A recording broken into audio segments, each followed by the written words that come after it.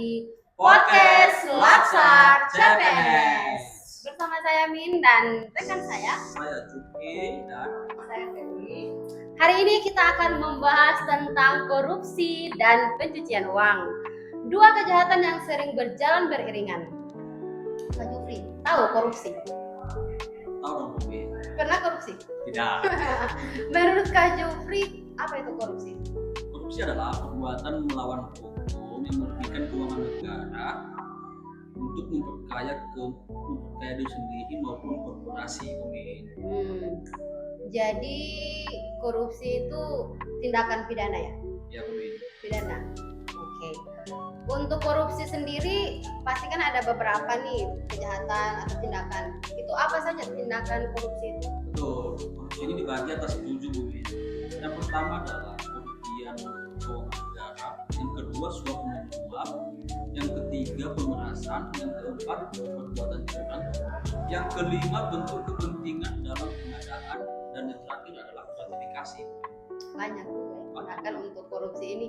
Kak Feli, menurut Kak Feli dari yang sudah disampaikan oleh Kak Jufri, yang paling banyak kita dapat di lapangan itu apa? Dari ketujuh itu, yang paling banyak ditemukan di Dari lapangan. pengalaman saya, suap menyuap dan gratifikasi merupakan yang paling sering ditemukan dan ditangani oleh penegak hukum, terutama dalam bentuk pemberian hadiah atau pencucian.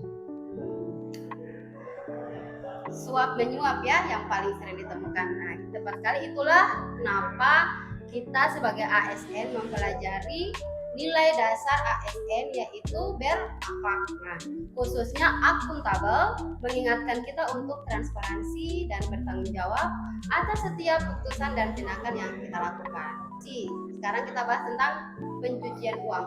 Kenapa orang yang korupsi itu, perilaku korupsi masih perlu untuk melakukan pencucian uang?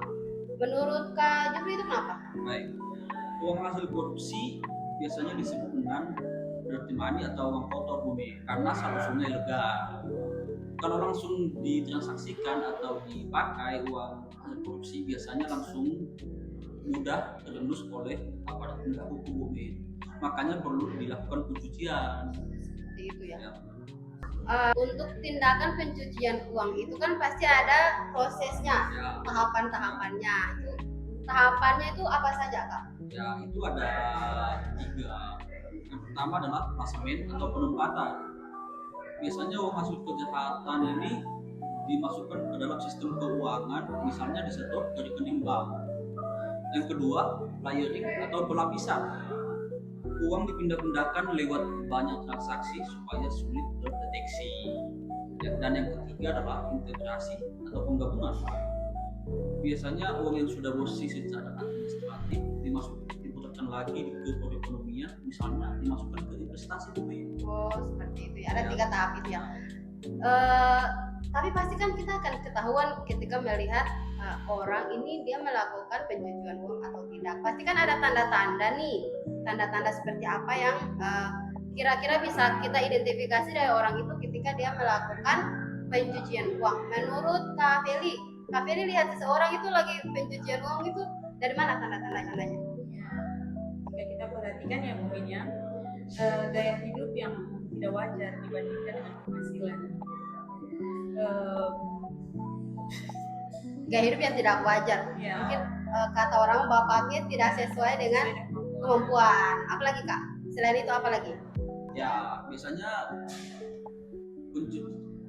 pencucian uang ini kita biasanya dapat melihat dari pola-pola hidup yang tidak tegak lurus atau berbanding lurus dengan pendapatan, Bumi. Makanya secara tidak langsung kita bisa melihat lihat. Oke. Ya, transaksi keuangan yang mencurigakan. transaksi keuangan yang mencurigakan. Oke. Jadi dapat digambarkan bahwa korupsi itu sumber kotor ya, sumber kotor. Sementara pencucian uang ini proses supaya sumber itu terlihat bersih. Nah, itu ya. Sekali, Bumi. Berarti jahat sekali orang yang korupsi ini ya.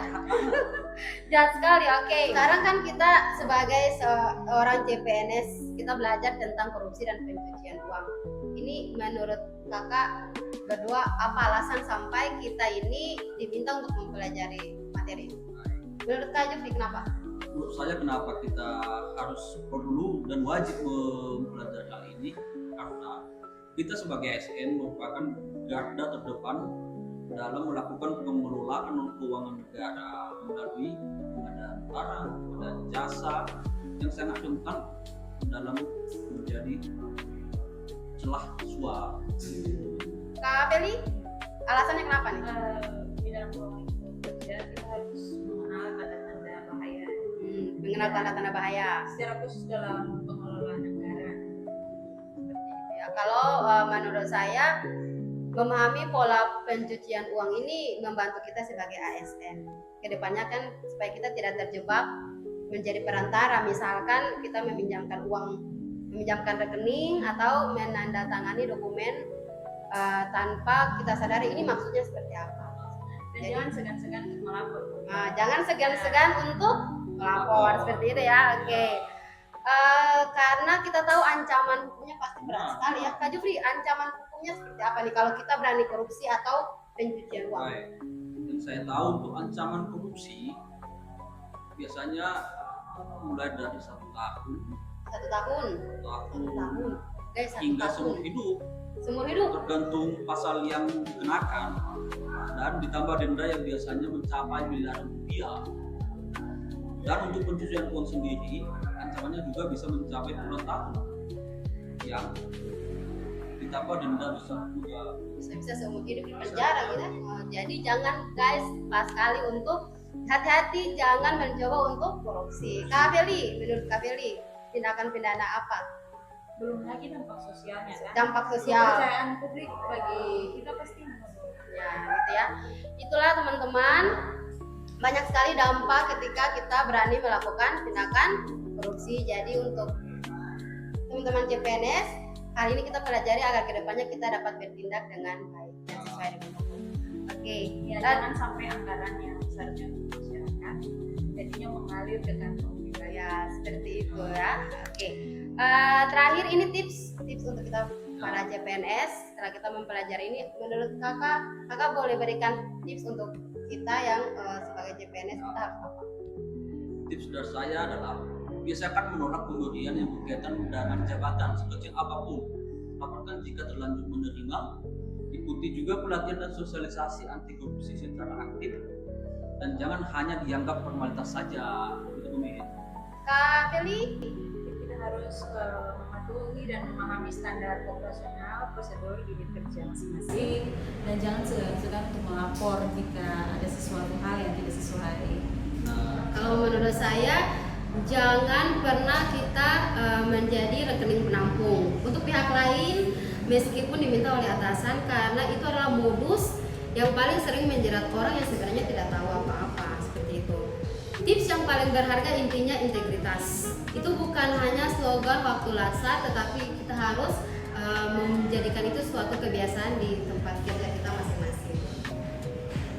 Jadi kesimpulannya teman-teman, korupsi dan pencucian uang adalah dua kejahatan yang saling berkaitan.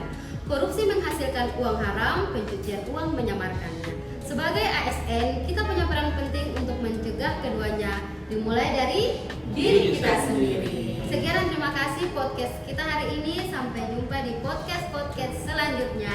ASN berani lawan korupsi. Sampai jumpa. Bye bye.